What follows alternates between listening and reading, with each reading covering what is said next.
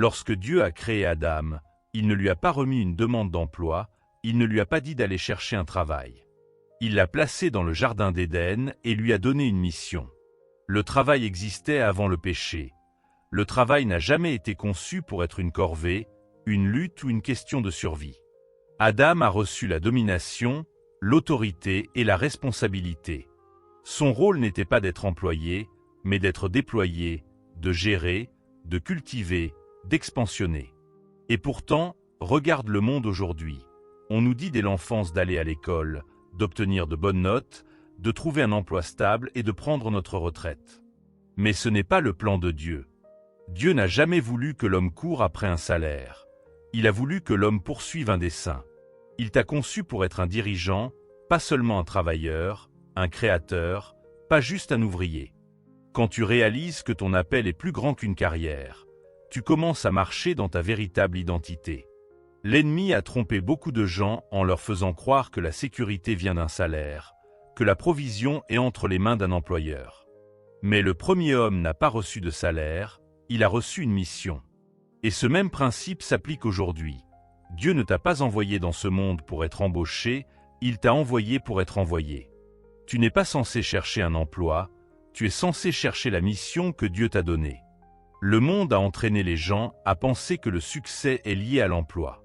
Dès l'enfance, on nous dit d'obtenir une éducation, de trouver un bon emploi, de gagner un salaire et de travailler jusqu'à la retraite. Mais ce n'est pas la voie du royaume. Dieu n'a jamais dit « cherche un emploi ». Il a dit « cherche d'abord le royaume de Dieu et sa justice, et toutes ces choses te seront données en plus ». Matthieu 6, 33. Il y a une différence entre ce que le monde enseigne et ce à quoi Dieu nous appelle. Le monde dit « trouve un emploi pour survivre ». Dieu dit « trouve ton dessein pour prospérer ». Le monde dit « tu as besoin d'un emploi pour subvenir à tes besoins ». Dieu dit « je suis Jéhovah Jireh, ton pourvoyeur ». Le système du monde repose sur le travail, les salaires et l'effort, mais le royaume de Dieu repose sur la foi, l'appel et la provision surnaturelle. Regarde la vie de Jésus, il n'a jamais dit à personne de postuler pour un emploi. Au contraire, il appelait les gens à le suivre. Quand il a rencontré Pierre, Jacques et Jean, ils étaient pêcheurs, travaillant dans un métier pour gagner leur vie. Mais Jésus ne leur a pas offert un meilleur emploi de pêcheurs. Il les a appelés à une mission divine. « Suivez-moi, et je ferai de vous des pêcheurs d'hommes. » Matthieu 4, 19. Il a détourné leur attention d'un emploi vers une mission, de l'emploi vers le déploiement. Aujourd'hui, beaucoup de gens sont stressés, anxieux et frustrés parce qu'ils courent après des carrières au lieu de poursuivre leur dessein. Ils cherchent la sécurité dans des emplois au lieu de trouver leur identité en Christ. Mais un emploi n'est pas ta destinée. Dieu ne t'a jamais créé pour être piégé dans un système de survie. Il t'a créé pour marcher dans ta mission divine. La différence entre chercher un emploi et chercher ton dessein, c'est la différence entre lutter et prospérer. Quand tu cherches un emploi, tu dépends des hommes. Quand tu cherches le royaume, tu dépends de Dieu. Quand tu cherches un emploi, tu t'inquiètes des conditions économiques. Quand tu cherches le royaume, tu marches dans une provision surnaturelle. Quand tu cherches un emploi, tu es en compétition avec les autres. Quand tu cherches le royaume, Dieu fait de la place pour ton don. Tu n'es pas né pour chercher un emploi, tu es né pour accomplir un appel. Le monde dit « trouve un emploi », mais Dieu dit « cherche d'abord mon royaume et tout te sera donné en plus ». La question est « à quelle voix vas-tu écouter ?» Un emploi est temporaire, mais ton appel est éternel. Trop de gens passent leur vie à courir après des postes qui peuvent leur être enlevés en un instant.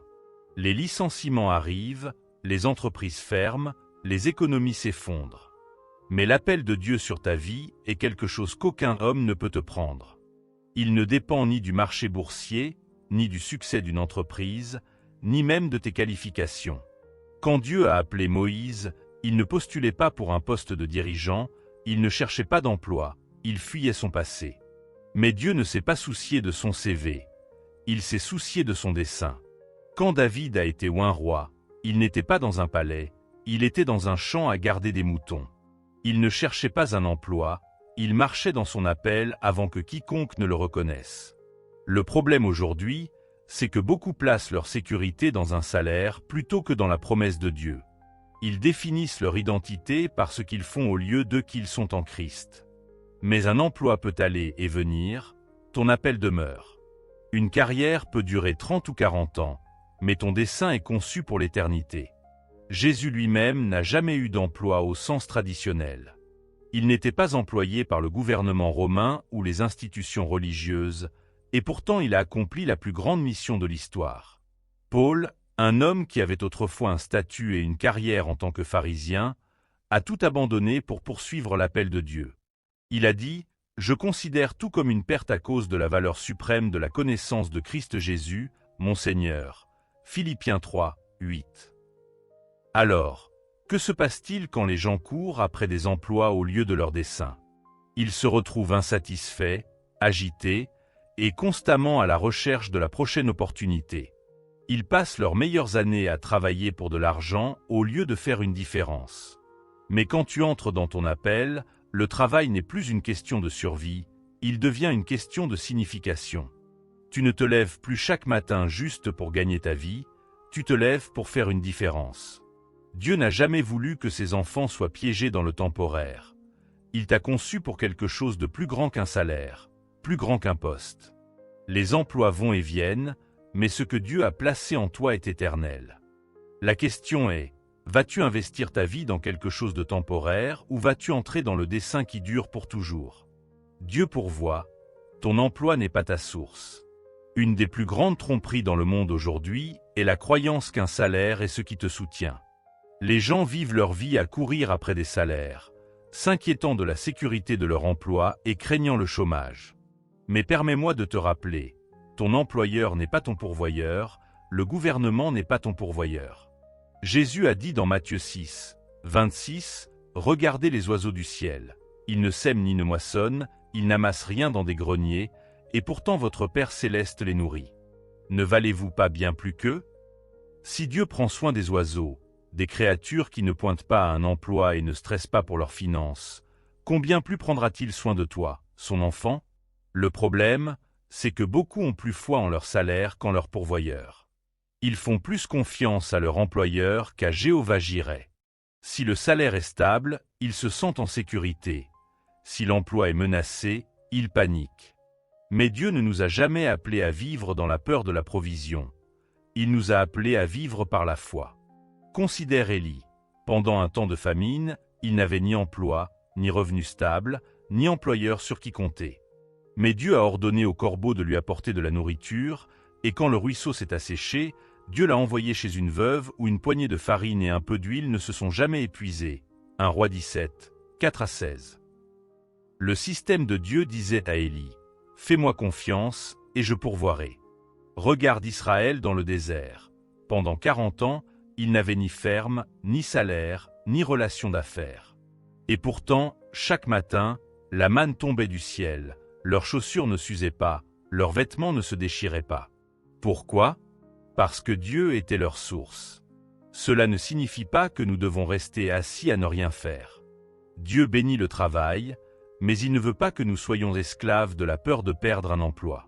Quand tu réalises que ton emploi n'est qu'un canal, mais que Dieu est la source, tu cesses de t'inquiéter. Si un emploi se termine, il peut ouvrir une autre porte. Si une entreprise échoue, il peut faire naître quelque chose de plus grand. Le monde dit, sans emploi, tu ne survivras pas.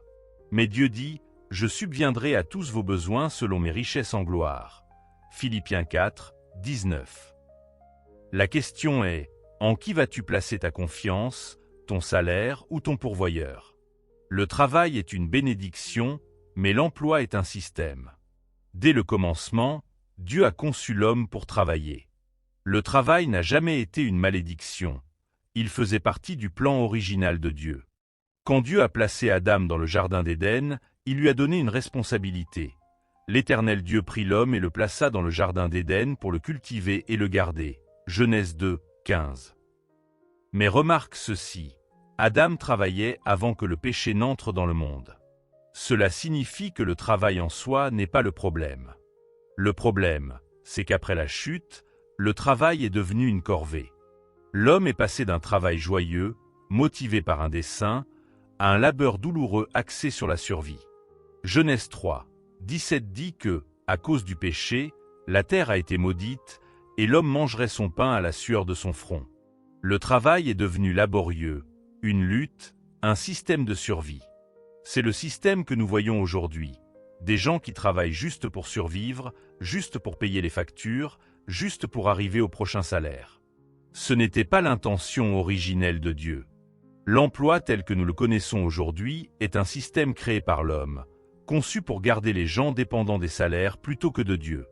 Les entreprises embauchent et licencient à leur guise, les emplois peuvent être remplacés, les employés peuvent être utilisés et jetés. Alors, les gens vivent dans la peur, s'accrochant à leurs emplois comme si leur vie en dépendait. Mais Dieu ne nous a jamais créés pour être esclaves d'un système. Il nous a créés pour travailler avec un dessein, pour produire, créer et construire.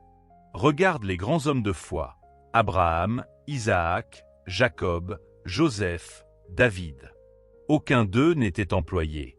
Ils étaient des leaders, des visionnaires, des entrepreneurs, des dirigeants. Ils travaillaient, mais ils travaillaient dans leur appel, pas juste pour un salaire. Jésus lui-même n'était employé par personne. Il était charpentier, oui, mais il ne dépendait ni d'une entreprise ni d'un patron. Il accomplissait sa mission. Et quand il a appelé ses disciples, il ne les a pas appelés à obtenir de meilleurs emplois. Il les a appelés au travail du royaume, à marcher dans leurs desseins, pas juste à gagner un salaire. Cela signifie-t-il que tu dois quitter ton emploi? Non. Mais cela signifie que tu dois arrêter de penser comme un employé et commencer à penser comme un citoyen du royaume. Ton travail est censé être une expression de qui Dieu t'a créé pour être, pas juste quelque chose que tu fais pour survivre. Quand tu alignes ton travail avec ton dessein, ton labeur devient une bénédiction, pas un fardeau. Le monde t'enseigne à travailler pour de l'argent, mais Jésus a dit « Ne vous inquiétez pas de ce que vous mangerez, boirez ou porterez. Cherchez d'abord le royaume de Dieu, et toutes ces choses vous seront données en plus. » Matthieu 6, 31 à 33. Alors, la question est, travailles-tu juste pour survivre dans un système, ou travailles-tu dans l'appel que Dieu a placé sur ta vie? L'un mène à la frustration, l'autre à l'épanouissement. Que choisiras-tu? Parcours les évangiles, et tu ne trouveras jamais Jésus dire à quelqu'un de postuler pour un emploi, de courir après une carrière ou de chercher un travail. Au contraire, il appelait constamment les gens à sortir des systèmes du monde pour entrer dans des missions divines. Quand il a rencontré Pierre, André, Jacques et Jean, ils étaient occupés à travailler comme pêcheurs. La pêche était leur gagne-pain, leur métier, leur entreprise. Mais que leur a dit Jésus? « Suivez-moi, et je ferai de vous des pêcheurs d'hommes. » Matthieu 4, 19. Remarque ce qui s'est passé ensuite. Immédiatement, ils ont laissé leur filet et l'ont suivi. Ils n'ont pas hésité, ils n'ont pas dit « Laisse-moi d'abord finir mon travail. » Ils ont reconnu que Jésus leur offrait quelque chose de plus grand qu'un emploi. Il leur offrait une mission. Regarde Matthieu, le collecteur d'impôts. Il avait un emploi stable dans le gouvernement, il gagnait de l'argent. Mais quand Jésus est passé et a dit « Suis-moi », Matthieu 9, 9, Matthieu s'est levé et a tout laissé derrière lui. Il n'a pas tenu à sa carrière, car il a compris que son appel était plus grand que son poste. Même Paul, avant de devenir apôtre, était un homme de haut statut. Il était pharisien, bien éduqué, respecté et employé dans le service religieux. Mais quand il a rencontré Jésus, tout a changé. Il a écrit plus tard « Tout ce qui était pour moi un gain, je l'ai considéré comme une perte à cause de Christ. » Philippiens 3, 7. Paul a abandonné une carrière religieuse pour poursuivre son dessein divin. Le problème aujourd'hui, c'est que trop de gens s'accrochent à leurs emplois comme si c'était leur plus grand appel.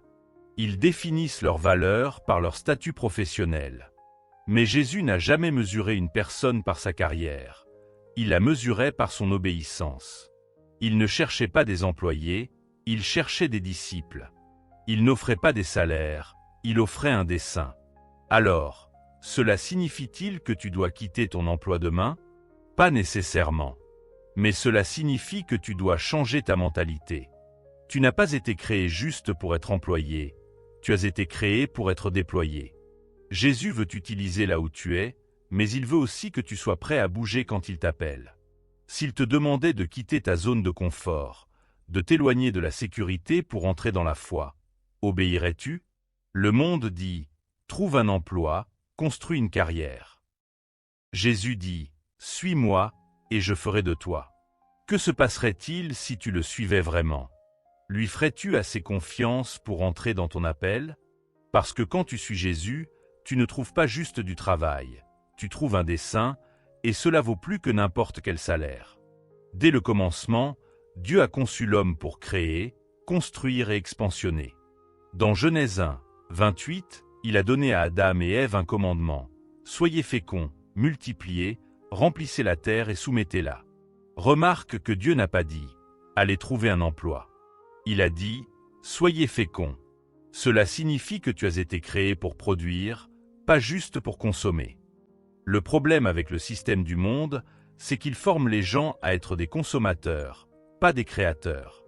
Dès l'enfance, la société nous apprend à étudier dur, à obtenir un emploi, à gagner de l'argent et à dépenser cet argent pour des choses dont nous n'avons même pas besoin. Les gens vivent de salaire en salaire, sans réaliser que Dieu a mis en eux de la créativité, des dons et des talents pour produire quelque chose de plus grand. Regarde Jésus, il n'a jamais vécu comme un consommateur, il multipliait toujours. Quand il n'y avait que 5 pains et 2 poissons, il n'est pas allé acheter plus de nourriture. Il a béni, l'a rompu, et cela s'est multiplié, Matthieu 14, 19 à 20. Quand Pierre avait besoin d'argent pour les impôts, Jésus ne lui a pas donné un salaire. Il lui a dit d'aller à la mer, et dans la bouche d'un poisson, il trouverait une pièce, Matthieu 17, 27. Le monde veut que tu travailles pour de l'argent, mais le royaume veut que tu travailles pour un dessein et que l'argent suive. La différence est la suivante. Les employés échangent leur temps contre des salaires, mais les personnes tournées vers le royaume créent de la valeur qui se multiplie. Tu n'es pas conçu juste pour prendre des ordres. Tu es conçu pour innover, expansionner, être une bénédiction. Regarde la parabole des talents dans Matthieu 25, 14 à 30. Le maître a donné à 3 serviteurs différentes sommes d'argent. 2 d'entre eux ont multiplié ce qu'ils avaient, mais l'un a enfoui son talent dans le sol par peur. Le maître l'a appelé méchant et paresseux. Pourquoi? Parce que Dieu attend la multiplication, pas la stagnation. En ce moment, beaucoup de gens sont assis sur des dons, des idées et un potentiel que Dieu leur a donné, mais ils ont trop peur de se lancer. Ils restent dans des emplois qu'ils détestent, travaillant pour survivre au lieu de marcher dans leur appel. Mais quand tu commences à te voir comme un producteur, tout change. Alors, pose-toi la question, es-tu juste en train de consommer ou es-tu en train de produire? Vis-tu dans la peur comme le serviteur qui a enfoui son talent, ou multiplies-tu ce que Dieu a placé en toi? Dieu ne t'a pas appelé à juste gagner ta vie. Il t'a appelé à créer, expansionner et laisser un héritage. Il est temps de passer de consommateur à producteur, car dans le royaume, la fécondité n'est pas une option, c'est un commandement. Le monde enseigne que tu as besoin d'un emploi pour survivre, mais Dieu a déjà placé en toi quelque chose qui peut te soutenir. Ton don. Proverbe 18h16 dit « Le don d'un homme lui ouvre des portes et le conduit devant les grands ». Remarque que ça ne dit pas qu'un emploi lui ouvre des portes. Ça dit que son don le fait. Ton don est cette capacité unique, ce talent ou cet appel que Dieu a placé en toi. Ce n'est pas quelque chose que tu apprends à l'école ou que tu acquiers avec un emploi. C'est quelque chose qui était en toi dès la naissance, attendant d'être découvert. Regarde les grands hommes dans la Bible. Aucun d'eux ne dépendait d'un emploi, mais tous ont utilisé leur don donné par Dieu pour accomplir leur dessein. Joseph avait le don d'interpréter les rêves, ce dont l'a conduit de la prison au palais, le faisant devenir le 2e en commandement sur tout l'Égypte. David avait le don de leadership et de musique. Son don lui a ouvert des portes, le faisant passer d'un champ de berger à la cour du roi. Daniel avait le don de la sagesse et des visions.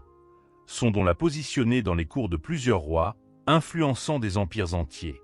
Le problème aujourd'hui, c'est que beaucoup ignorent leurs dons et courent après des emplois à la place.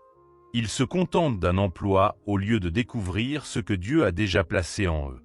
Mais si tu dépends d'un emploi, tu es à la merci de l'économie. Si tu dépends de ton don, tu es à la merci de Dieu, qui ne manque jamais de ressources. Jésus lui-même opérait dans son don. Il n'avait pas besoin d'un salaire. Son don lui ouvrait des portes. Il guérissait les malades, chassait les démons, enseignait avec autorité et changeait des vies partout où il allait. La provision suivait. Quand il n'y avait pas de nourriture, il la multipliait. Quand Pierre avait besoin d'argent, il apparaissait dans la bouche d'un poisson.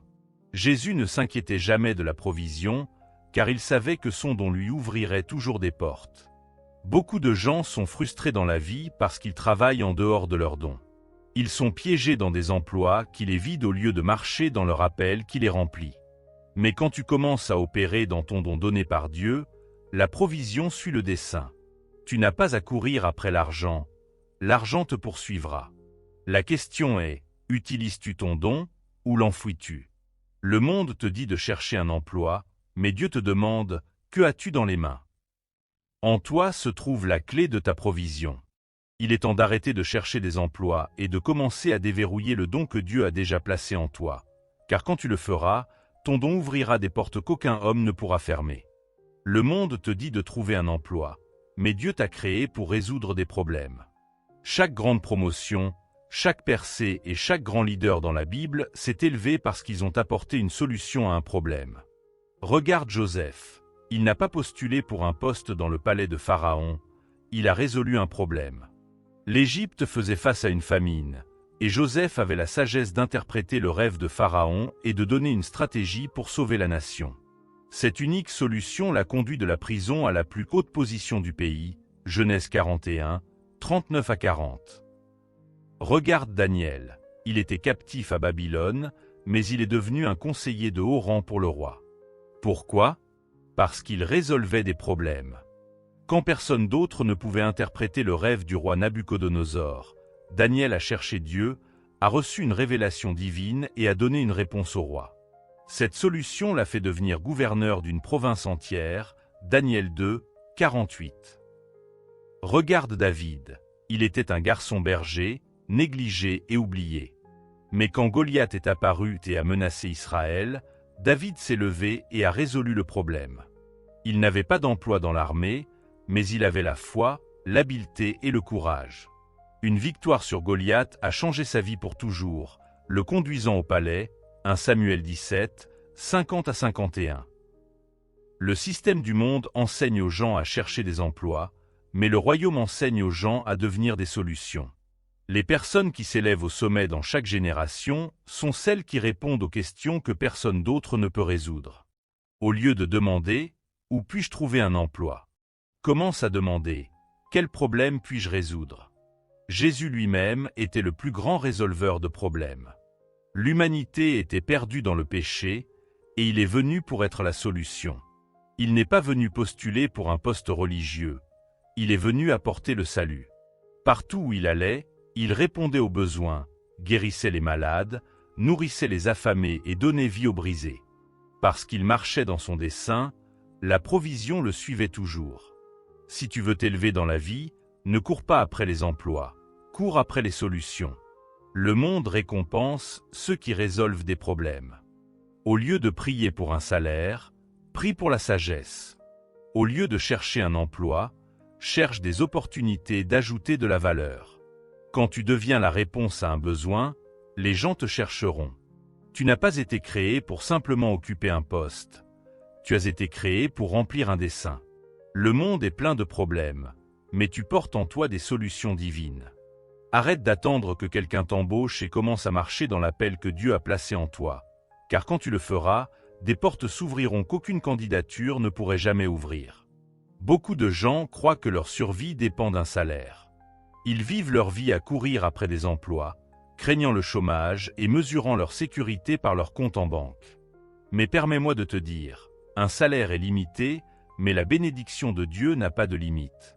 La Bible dit dans Proverbe 10, 22, « C'est la bénédiction de l'Éternel qui enrichit, et il n'y ajoute aucun chagrin. » Remarque que ça ne dit pas qu'un emploi enrichit, que le travail acharné ou les heures supplémentaires enrichissent. Ça dit que la bénédiction de l'Éternel le fait. Il existe un niveau de provision qui ne vient pas de l'effort humain. Il vient directement de Dieu. Regarde Abraham. Dieu l'a béni, et il est devenu riche en bétail, en argent et en or, non parce qu'il travaillait de 9h à 17h, mais parce qu'il marchait dans l'alliance avec Dieu. Genèse 13, 2. Regarde Isaac. Il y avait une famine dans le pays, mais Dieu lui a dit de rester où il était. Isaac a obéi, et cette même année, il a récolté au centuple parce que l'Éternel l'a béni. Genèse 26, 12. Regarde Salomon. Il n'a jamais demandé à Dieu la richesse, et pourtant il est devenu l'homme le plus riche de l'histoire parce qu'il a d'abord cherché la sagesse, et Dieu a ajouté tout le reste. 1 Roi 3, 13. Quand la bénédiction de Dieu est sur ta vie, des opportunités viennent à toi sans que tu les demandes. La faveur te suit, des portes s'ouvrent que nul homme ne peut fermer. Tu n'as pas à mendier un revenu, les ressources te poursuivront. Le monde appelle ça de la chance, mais dans le royaume, ça s'appelle la faveur. Pense à ceci, si l'argent était la réponse, pourquoi tant de riches se sentent-ils encore vides? Pourquoi des célébrités, des PDG et des millionnaires luttent-ils avec la dépression, la dépendance et l'insatisfaction? Parce que l'argent peut te soutenir un moment, mais seule la bénédiction de Dieu apporte une paix, une joie et un dessein durable. Jésus a dit dans Matthieu 6, 33, « Cherchez d'abord le royaume de Dieu et sa justice, et toutes ces choses vous seront données en plus. » Qu'est-ce que ça signifie? Ça signifie que quand tu mets Dieu en premier, la bénédiction est le résultat. La provision n'est pas quelque chose que tu dois courir après. C'est quelque chose qui est ajouté à ta vie pendant que tu marches dans ta mission divine. Alors, arrête de t'inquiéter pour un salaire et commence à poursuivre la présence de Dieu. Arrête de courir après des emplois et commence à courir après ton dessein. Parce que quand tu es sous la bénédiction de Dieu, tu auras toujours plus qu'assez. Le monde dépend des salaires, mais les gens du royaume dépendent de la provision divine, et cette provision ne s'épuise jamais. Dès le commencement du temps, le plan de Dieu pour l'humanité n'était pas juste de survivre, mais de régner. Dans Genèse 1, 26, Dieu a dit « Faisons l'homme à notre image, selon notre ressemblance, et qu'il domine. » Remarque ce mot « dominer ». Dieu n'a jamais dit qu'ils aient des emplois. Il n'a jamais dit qu'ils soient employés. Il a dit qu'ils règnent. L'ennemi le sait, c'est pourquoi il a passé des générations à piéger les gens dans un mode de survie. Le diable veut te faire croire que la vie se résume à travailler, payer des factures et espérer prendre sa retraite un jour. Mais Dieu t'a conçu pour quelque chose de plus grand. Il t'a conçu pour avoir de l'autorité. Regarde Adam. Dieu ne l'a pas mis dans le jardin d'Éden en tant qu'ouvrier.